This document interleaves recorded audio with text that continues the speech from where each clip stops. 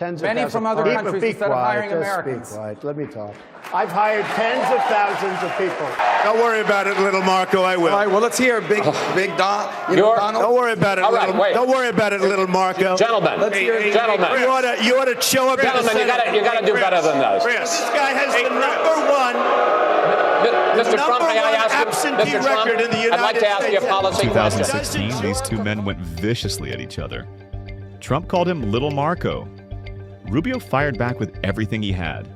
The primaries were brutal, personal, unforgettable. Well, you're the only person on the stage that's ever been fined for hiring people to work on your projects illegally. You hired some workers from Poland. I'm the only one on the stage that's hired people. You haven't hired anybody.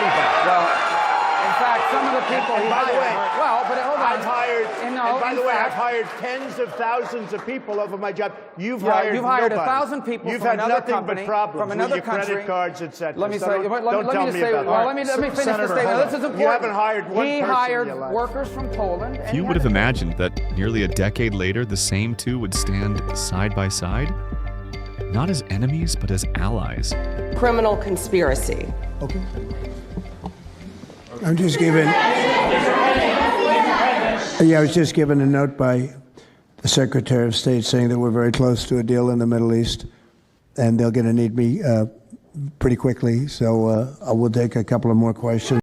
And I have a prediction that Marco will go down, I mean this, as the greatest Secretary of State in the history of the United States. I believe that. I believe it.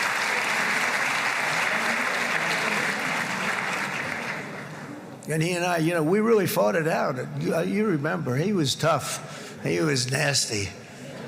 Who the hell thought this was going to happen, Marco, right? And now I'm saying he's going to go down as the greatest. He will. He was always smart and sharp, and people respect him.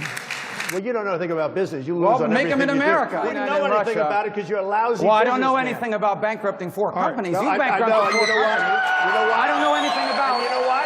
Starting a university. That was a fake university. First of all, a fake university. That's called. There are people that borrowed $36,000 to go to Trump University, and they're suing him now. Rubio, once the sharp-tongued rival, has become one of Trump's most trusted voices, defending, advising, and standing shoulder to shoulder with the man he once battled to the brink. And he has a great sense of humor. This is clearly, in my mind, I think in the mind of everyone in this room, probably one of the most important days for world peace in 50 years. And that's not an exaggeration. Only 50? Maybe 100. Certainly since the end of World War II, Mr. President. Marco Rubio está Pause. matando a niños en Nicaragua, Cuba y Venezuela.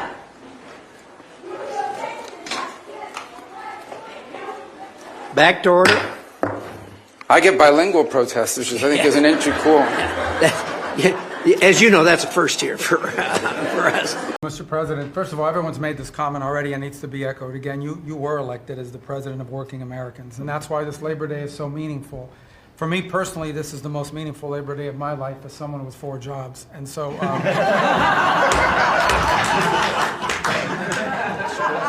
it's true.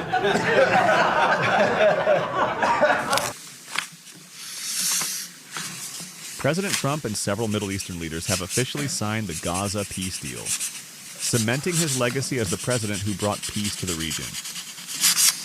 Okay.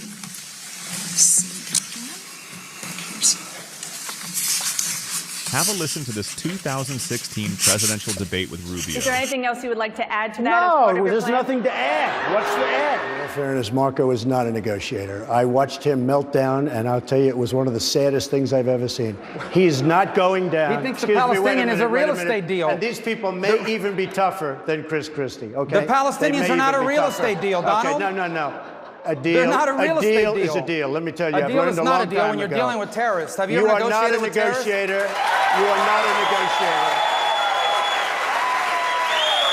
And with your thinking, you will never bring peace. You will never bring peace. Donald might be able to build condos in the Palestinian areas, but he's not going to. This is not a real estate deal. Senator.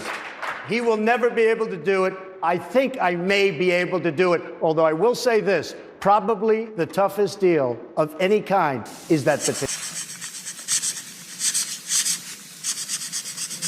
It's a story of rivalry turned respect, of ambition transformed into alliance, and of two leaders who realize that in the end, they fight for the same cause.